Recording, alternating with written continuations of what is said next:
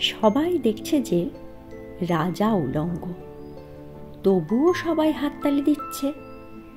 সবাই চেঁচিয়ে বলছে, সাবাস সাবাস। কারো মনে সংস্কার, কারো ভয়। কেউ বা নিজের বুদ্ধি অন্য মানুষের কাছে বন্ধক দিয়েছে, কেউ বা পরান্নভোজী, কেউ কৃপাপ্রার্থী, উমেদার প্রবঞ্চক। কেউ ভাবছে রাজবস্ত্র সত্যি অতীব সূক্ষ্ম, চোখে পড়ছে না যদিও তবু আছে, অন্তত থাকাটা কিছু অসম্ভব নয়।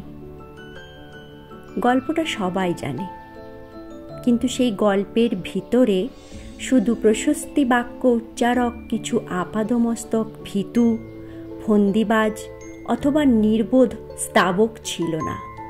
একটি শিশুও ছিল, সত্যবাদী, সরল, সাহসী একটি শিশু। নেমেছে গল্পের রাজা বাস্তবের প্রকাশ্য রাস্তায়। আবার হাততালি উঠছে মুহুর্মুহু, জমে উঠেছে স্তাবক বৃন্দের ভিড়। কিন্তু সেই শিশুটিকে আমি ভিড়ের ভেতরে আজ কোথাও দেখছি না। শিশুটি কোথায় গেল? কেউ কি কোথাও তাকে কোনো পাহাড়ের গোপন গুহায় লুকিয়ে রেখেছে?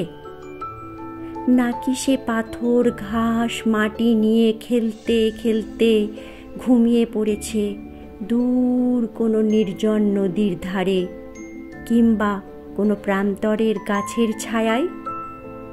যাও, তাকে যেমন করেই হোক খুঁজে আনো। সে এসে একবার এই উলঙ্গ রাজার সামনে নির্ভয়ে দাঁড়াক। সে এসে একবার এই হাততালির ঊর্ধ্বে গলা তুলে জিজ্ঞাসা করুক, রাজা, তোর কাপড় কোথায়?